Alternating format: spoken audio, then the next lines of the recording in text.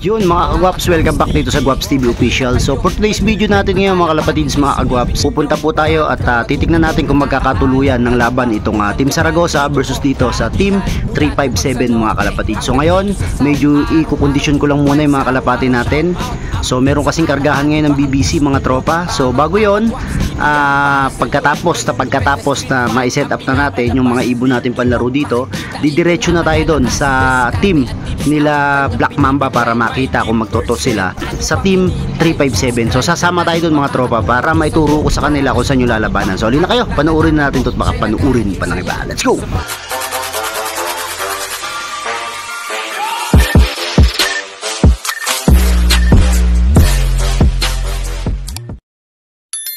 Kaya mga agwaps, pinaronda muna natin yung ating dalawang entry ngayon. So mamaya kakarga sila ng BBC. Yung mga young birds natin, eto na rin. Ayun na, bubaba na.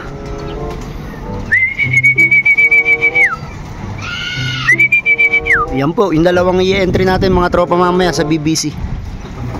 So ginagayak lang din natin sila habang hinihintay natin yung chat nung dalawang maglalaban ngayon. So hindi ko alam kung matutuloy pero naghahagisan na yung Team Santa Rita saka Team Zaragoza sa Black Mamba, tapos dito po kay 357.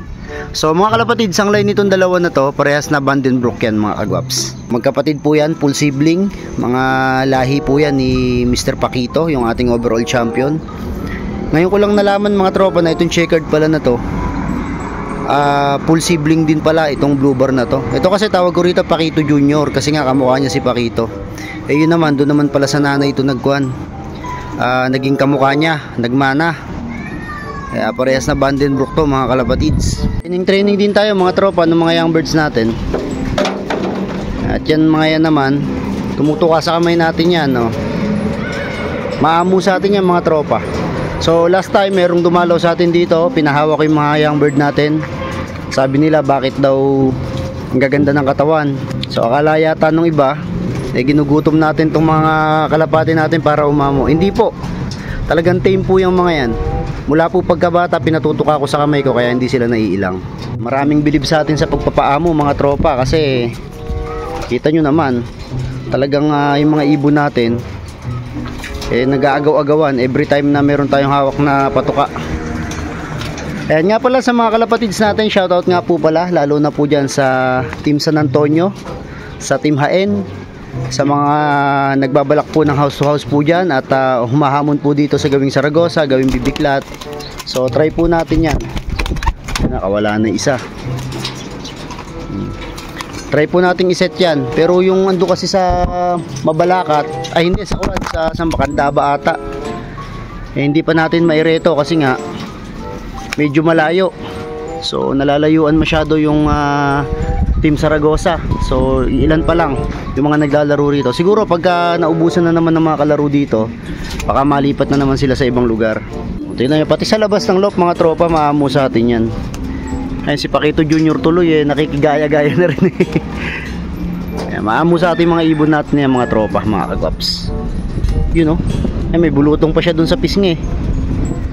So ilang araw lang mawawala na yan. Papagaling na rin bulutong ng mga ibon natin. So first lap ng derby mamaya ng BBC mga tropa. Syempre papakita ko rin sa inyo mamaya kapag nanood na tayo nung mga kalapatids natin na maglalaban. So abangan nyo yan kung sino mananalo mga kalapatids, mga kagwaps. Practice muna tayo, halika. Di ba? Sobrang amo mga tropa. Grabe binubungkal yung kamay ko talaga. Amo nito mga kalapatids. Hinihintay lang natin chat nung mga maglalaban ngayon. Baka sakaling may mapanood na naman kayo na house to house dyan. So kukandin kasi natin ngayon piprepare din natin mga kalapati natin kasi nga first lap nila. Naubos na naghahanap pa ng patuka. Sobrang mong amo. Ayun buksan na natin to at hindi makapasok sila Paquito. Yun, pasok na pasok.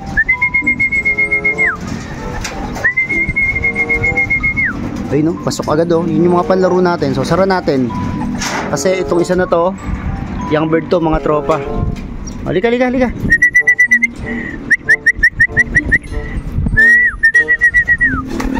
Madapo sa kamay natin mga kalapatids.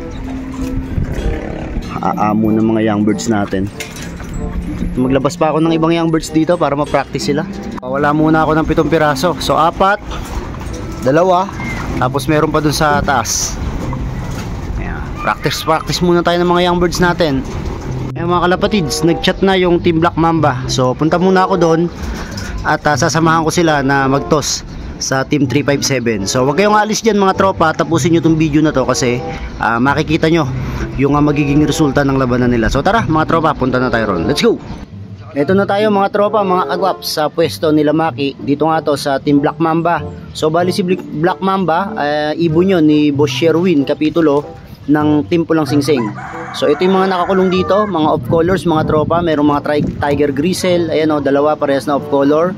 Tapos dito naman sa baba mga kalapatids, meron siyang pinagpapares na kulay red bar. Tapos meron ding blue bar mga agwaps. So sasamahan natin sila ngayon, pupunta tayo doon sa Team 357 para makapaghagis na rin sila at masimulan na. Ipakita ko rin sa inyo mga agwaps si Black Mamba. So ito siya, yung namamarako na to. So ngayon dito lang siya nakakulong sa cage. Dati kasi kahoy yung kulungan nito, pero ngayon mga agwaps, cage na lang yung pinagkukulungan niya. So buti na lang din na batcher at nasanay dito nila Maki itong ibon na to, kasi dati nandun to sa bahay mismo nila Sherwin. So hali kayo mga tropa, samahan nyo kami at pupunta na kami sa Team 357. Okay na, tara! At tagal naman. Ito na kami mga tropa, mga agwaps. Andito na kami sa mismong bahay ni 357 dito sa Santa Rita. Kinokontak lang mga kalapatids, mga agwaps, yung magbabantay doon sa bahay nila Team Black Mamba. So ito si Sherwin mga tropa, nasa gitna na yan. Yan mismo yung may-ari ng ibon na to. So naging busy lang sa trabaho kaya hindi nila masyadong natutukan yung kalapate. Ayun na mga agwaps, sumagot na itinawagan ni Sherwin. So meron mga bata doon mga tropa, yung dating team namin kay Pulang Singsing, medyo mga naging busy mga tropa. So ngayon, kami na mismo yung mga naghahagis nga dito, kami na yung maasikaso kasi libang-libang lang naman to sa Saragosa. Pero kapag bumalik na naman yung mga dating lipad ng ibon, palag-palag na naman to mga agwaps. Ito pa lang mga tropa. Kanina may lumilipad kaya hindi napawalan So ito, pakakawalan na to mga agwaps, tinalikod pa oh. So dito sa gawing kanan yung pauwi dapat sa amin. Ayan, tinalikod pa niya ng hagis mga tropa. So yun, papunta ng San Antonio, medyo malayo mga agwaps, way ng San Antonio, Santa Rosa. Nag-iikot pa rito si Black Mamba mga kalapatids. Kanina pa dito, so baka pawalan na rin namin tong isang daladala namin, yung ibon ni Jeric de la Rosa kay Kuya Bong. So orasan din namin to mga agwaps. Yun no. Ayun na, ayun, mabilis kumawag mga tropa. Nagmamadali. Grabe ibon nitong sila Kuya Bong, todo bigay sa paglipad. Umuwi muna tayo mga agwaps dito sa loop natin kasi maghahagis pa naman daw yung Team Santa Rita. So medyo dumidilim na rin ang panahon. So sana malaro ngayon mga tropa. Silipin ko lang ulit to mga kalapatids. Yan yung ating mga ibon. So mga kagwaps, bali ang gagawin natin, maghahagis pa naman ngayon yung Team 357, yung team ng Santa Rita.